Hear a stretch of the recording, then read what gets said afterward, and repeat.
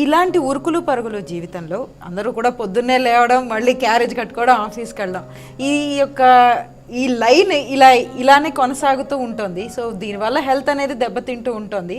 So ఆరోగ్యానికి 10 సూత్రాలు ఉన్నాయి అంటే ఏం చెప్తారు మేడం? ఇది చాలా మంచి ప్రశ్న అండి, నా ఫేవరెట్ క్వశ్చన్ ఇది. ఆరోగ్యానికి 10 సూత్రాలు ఉరుకుల పరుగుల లైఫ్లో. ఒకటి, పాజిటివ్ దృక్పథం and self discipline. These are very important.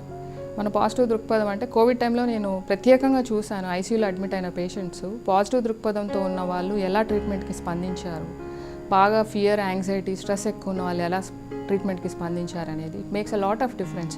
దీన్ని మనం సైకోన్యూరో ఇమ్యునాలజీ అంటాం. సో మన positive attitude, positive thoughts, stress manage చేసుకొని ప్రశాంతంగా ఉండడం వల్ల మన ఇమ్యూన్ సిస్టమ్ చాలా బాగా డిసీజ్ని ట్యాకిల్ చేయగలుగుతుంది. That branch is called psychoneuroimmunology. అలానే సెల్ఫ్ డిసిప్లిన్. మీరు చాలా వరకు చూస్తే సెల్ఫ్ డిసిప్లిన్ అనేది కెరియర్లో ముందుకెళ్ళడానికో, ప్రొఫెషనల్ డెవలప్మెంట్కో లేదా వెల్త్ క్రియేషన్కో వాడుతూ ఉంటాం. But self discipline is extremely important for holistic health. So because health is the foundation. మీరు కెరియర్లో ముందుకెళ్ళాలన్నా, వెల్త్ క్రియేట్ చేయాలన్నా, ప్రొఫెషనల్ గ్రోత్ రావాలన్నా హెల్తే ఫౌండేషన్. కాబట్టి సెల్ఫ్ డిసిప్లిన్ అనేది ఫస్ట్ హెల్త్లో స్టార్ట్ అవ్వాలి. ఇట్ డెఫినెట్లీ మీరు మిగతా వాటిలో కూడా అది it will reflect in everything. ఒకదానిలో మనం డిసిప్లిన్ అలవాటు చేసుకున్నాం అంటే అన్నిటికీ వస్తుంది. కానీ ఈ సెల్ఫ్ డిసిప్లిన్ని మనం హెల్త్కి కూడా ఇంప్లికేట్ చేయాలి, బాగా ఇక్కడ కూడా ఫాలో అవ్వాలి. సో అండ్ స్క్రీన్ టైం తగ్గించడం అండి. స్క్రీన్ టైము ఎస్పెషల్గా పడుకోవడానికి 1-2 అవర్స్ ముందు స్క్రీన్ని అవాయిడ్ చేయడం చాలా ఇంపార్టెంట్. మనకి బింజ్ టెక్స్టింగ్, బింజ్ వాచింగ్ అంటాం. అంటే వెబ్ సిరీస్ని కంటిన్యూస్గా చూడడం, ఒక టైం అవ్వగానే కంటిన్యూస్గా టెక్స్ట్ చేయడం, అది కూడా పడుకోవడం ముందు చేయడం. సో ఇవన్నీ మన స్లీప్ని చాలా డిస్టర్బ్ చేస్తూ ఉంటాయి. స్లీప్ని డిస్టర్బ్ చేయడమే కాదు, దీన్ని డూమ్ స్క్రాలింగ్ అని కూడా అంటాం. అంటే మీరు అక్కడ ఒక నెగిటివ్ అండ్ ప్రేరేపితమైన న్యూస్ చూసారనుకోండి, body get stimulated, dopamine release అవుతుంది, మళ్ళీ అది చూడాలనిపిస్తూ ఉంటుంది. సో అలా ఒక సైకిల్లో ఇరుక్కుపోవచ్చు. So doom scrolling, screen time తగ్గించడం వల్ల డూమ్ స్క్రాలింగ్ తగ్గించుకోవచ్చు, ఆ సైకిల్లో ఇరుక్కోకుండా మనం కాపాడుకోవచ్చు. తర్వాత నేను ఇందాక నేను చెప్తున్నాను self discipline, life style measures అనేవి.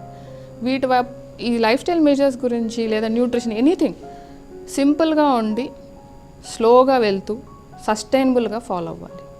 3 months డైట్ చేసామా, తగ్గిపోయామా, తర్వాత మళ్ళీ ఆపేసామా, తిరిగి వెయిట్ గెయిన్ అయ్యామా లేదా ఇంకా ఎక్కువ గెయిన్ అయ్యామా అనేది కాదండి. ఎప్పుడైనా పేషెంట్ని ఎడ్యుకేట్ చేసినప్పుడు న్యూట్రిషన్ కౌన్సిలింగ్ గురించి ఈ 15 days ఈ చేంజెస్ చేసుకురండి, తర్వాత వేరే చెప్తామంటే మోస్ట్ ఆఫ్ ద టైమ్స్ మాకు రెసిస్టెన్సే వస్తుంది. అన్నీ చెప్పేయండి, ఒకేసారి చేయాలి, వెంటనే చేసేయాలి అని. సో ఇది వర్కౌట్ అవ్వదండి. మనకి ఆ చేంజెస్ అనేవి they should become a habit, మన లైఫ్ స్టైల్ ఇంటిగ్రేట్ అవ్వాలి. సో సింపుల్గా ఉండి స్లోగా వెళ్తూ సస్టైనబుల్గా కన్సిస్టెంట్గా చేస్తే వచ్చే రిజల్ట్స్ అగ్రెసివ్గా ఒకేసారి డిఫికల్ట్గా చేయడం వల్ల, అంటే బాగా ఎక్కువ చేంజెస్ ఒకేసారి చేస్తూ ఆ స్ట్రెస్కి గురవడం వల్ల రావు. కాబట్టి అంటే ఈ హెల్త్ అనేది మనకి ఎప్పటికీ కావాలి కదా. సో ఈ చేంజెస్ కూడా మనం ఎప్పటికీ ఫాలో అవ్వగలం. అందుకని స్లోగా వెళ్దాం, సింపుల్గా ఉండే చూస్ చేసుకుందాం, కన్సిస్టెంట్గా ఉందాం. సో 3S రూల్ ఇది, simple and slow, sustainable. This is very important. అలానే స్లీప్ అండ్ స్ట్రెస్ మేనేజ్మెంట్ చాలా డిస్కస్ చేసాం మనం.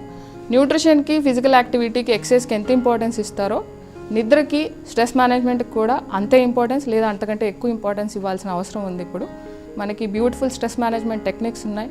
Mindfulness breathing, walking meditation and white light meditation, ఇలాంటి చాలా అద్భుతమైన స్ట్రెస్ మేనేజ్మెంట్ టెక్నిక్స్ ఉన్నాయి.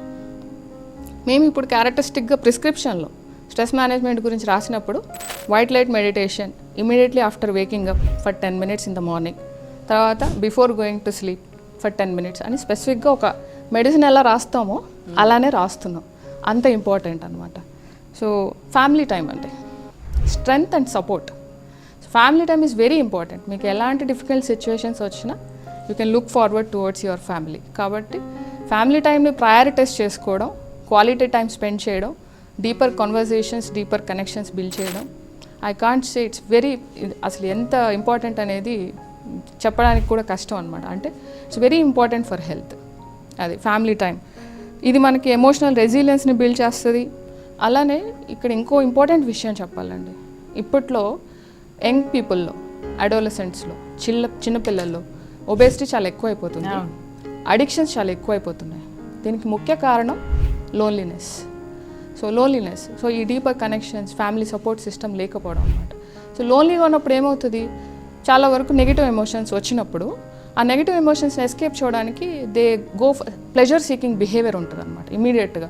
అంటే వాళ్ళ ఫేవరెట్ ఫుడ్ తినడం వల్ల నెగిటివ్ ఎమోషన్స్ తగ్గుతాయి. లేదా ఇక్కడ ఫుడ్ అనేది ఒక అడిక్షన్గా మారుతుంది, క్రేవింగ్స్.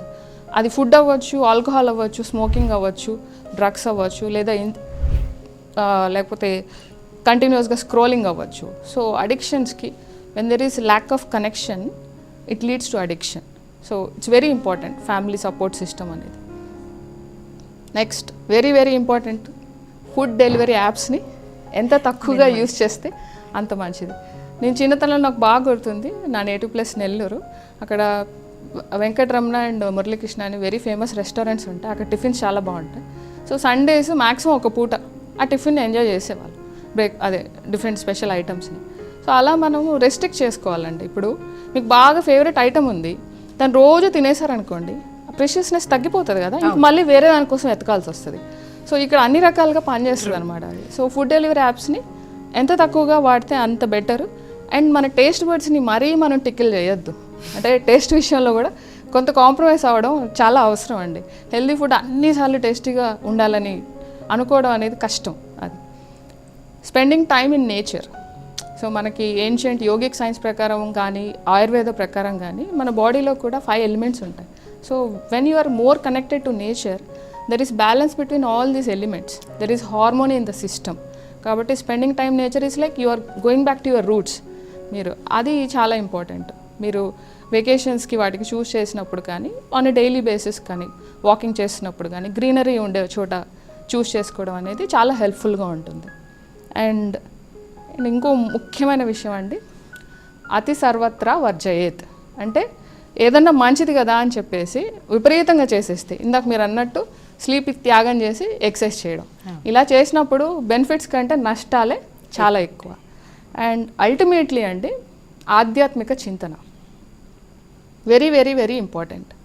సో మనకి ఒక కల్చర్ ఉంది, గ్రాండ్ పేరెంట్స్ గ్రాండ్ చిల్డ్రన్కి స్పిరిచువల్ స్క్రిప్చర్స్ అనేవి బోధించేవాళ్ళు, ముఖ్యంగా భగవద్గీత లాంటివి.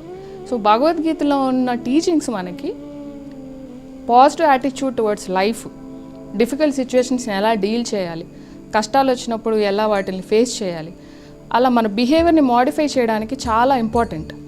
సో ఆ బిహేవియర్ మోడిఫికేషన్ అనేది ఎక్స్ట్రీమ్లీ ఇంపార్టెంట్ అనమాట. లైఫ్లో డిఫరెంట్ సిచ్యువేషన్స్, లైఫ్ని యాజ్ సచ్ నావిగేట్ చేయడానికి, అడిక్షన్స్ వైపు వెళ్ళకపోవడానికి కూడా ఇది చాలా హెల్ప్ చేస్తుంది. సో ఆధ్యాత్మిక చింతన అనేది ఏదో దూరంగా ఉండే విషయం కాదు. Spirituality should become a part of life. So మళ్ళీ మనం వీలైనంత ఆ కల్చర్ని మన మన మన ఇళ్ళకి దాన్ని తీసుకురావాలి అండ్ దీని వైపు అడుగులు వేయాలండి. డెఫినెట్గా ఆ స్పిరిచువల్ స్క్రిప్చర్స్ అనేది బోధించడం అనేది it should become a part of life.